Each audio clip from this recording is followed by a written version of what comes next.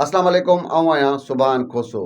सिंध में करप्ट ऑफिसरनि जो ज़िक्र, ऑफिसरनि जी करप्शन जो ज़िक्र तव्हां दोस्तनि खोड़ किसा ॿुधा हूंदा, पर ईअं बि ज़रूरु आहे त तव्हां दोस्तनि जो अहिड़नि ऑफिसरनि सां वास्तो पियो हूंदो जॾहिं हुननि तव्हां खां रिश्वत जे पैसनि जी घुर कई हूंदी, जहिड़ी दिलेरी सां, जहिड़ी बहादुरी सां उन्हनि पैसा घुरिया हूंदा, तव्हां हुनजो अंदाज़ ॾिसी हैरान बि ज़रूरु थिया हूंदो। अॼु हिकु अहिड़े ई ऑफिसर जो ज़िक्र कयां थो मां। सिंध में अक़लियती जेको आहे त मामलनि बाबति जेको खातो आहे, उनजो हिकु ऑफिसर आहे। हिकु त उनखे हीअ जेके दुनियावी पुछाणो थींदो, उनजो उनखे ख़ौफ़ कोन्हे त भई को नेब, एंटी करप्शन, वज़ीर, मुशीर कोई मूंखां पुछा कंदो त भई हेॾा तूं हेॾी ज़्यादती कीअं कई आहे। उनखां पोइ वरी इंसान खे हिकिड़ो ॿियो ख़ौफ़ बि हूंदो आहे, हू बि हुजणु घुरिजे त भई अॻिते बि हली हली ज़िंदगी जेका हीअ ख़तमु थींदी, उनखां पोइ बि पुछाणो थींदो। पर ख़ासि तौरु जॾहिं मज़हबी इबादत गाहनि जा पैसा हुजनि, उन्हनि में त इंसानु वधीक ख़ौफ़ज़दा हूंदो आहे, वधीक मुहतात हूंदो आहे। यार हीअ जेके अलाह जा जेके अलाह जी जेके इबादत गाहूं आहिनि, उन्हनि में मां हीअ कीअं हेॾी वॾी करप्शन कयां थो। अक़लियती मामलनि जो खातो आहे, उनजो कमु आहे त भई मंदिर हुजनि, गिरजाघर हुजनि, गुरुद्वारा हुजनि, उन्हनि जी तामीर, उन्हनि जी मरमत समेत मुख़्तलिफ़ जेके मामलात आहिनि, उहे उनखे ॾिसणा हूंदा आहिनि, उनजी तामीर कराइणी हूंदी आहे। उन खाते जो हिकिड़ो इंजीनियर आहे संजय कुमार साहिबु। हाणे सिर्फ़ु ईअं कोन्हे त कोई हीअ जेको सूबाई सलाहकार साहिबु आहिनि, पाण चऊं त भई शरीफ़ माण्हू आहे, सिधो माण्हू आहे, को हिन खां ई ॾाढो आहे श्याम सुंदर साहिब खां न। इन खां पहिरियां जेको लालचंद उकराणी साहिबु हो, उनखां बि हू ॾाढो हो शायदि, त हीअ ईअं दिदा दिलेर सां पंहिंजा जेके मामलात आहे पाण हलाए पियो। उनखां पोइ अगरि हिन सभिनी खां वरी ज़्यादा ताक़तवर हुजे त उहो मुकेश कुमार चावला साहिबु हुए जॾहिं वज़ीर हुआ, तॾहिं बि हीअ हमरा ईअं पंहिंजा दिदा दिलेरी सां कमु हलाईंदो रहियो आहे। हिन खां कोई पुछण वारो न आहे। हाणे मां अचां थो त भई मंदरनि ऐं जेको आहे त गिरजाघर, चर्च, इन्हनि जे पैसनि में कीअं करप्शन थिए थी, मामिलो छा आहे, उहो तव्हांखे ॿुधायां थो। घणो कुझु आहे, शायदि मां हिन प्रोग्राम में उहो ज़िक्र बि न करे सघां, एतिरो मवादु आहे। मुख़्तसिरनि ॿुधायां थो त ही शाह बहादुर करप्शन जो मामिलो त पंहिंजी जाइ ते आहे सो आहे। टेंडर क्लार्क खां वेंदे सरकारी जेको बि कारवाऊं वारा, हिन जी ऑफिस में ही पाण सरकारी मुलाज़िम आहे। उनखां पोइ जेके बि ॿिया माण्हू आहिनि, उहे फर्ज़ी उनजी मुक़ररी त थियल आहिनि, पर सॼी ऑफिस में सॼे जो सॼो जेको अमलो आहे, उहो साहिब जी पंहिंजो राज़दान अमलो आहे।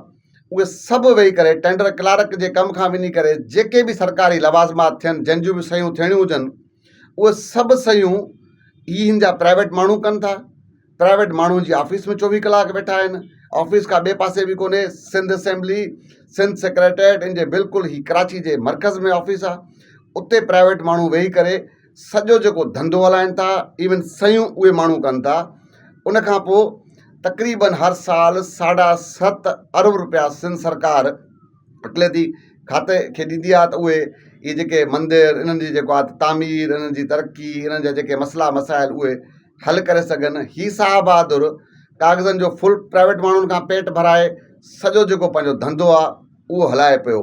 कोई पुछण वारो हिन खां नाहे त भई हे कीअं प्राइवेट माण्हू तुंहिंजी ऑफिस में वेहनि था। ही सरकारी जेके मामलात आहिनि, उन्हनि में प्राइवेट माण्हू सयूं कनि था ऐं अरबे रुपया निकिरी था वञनि।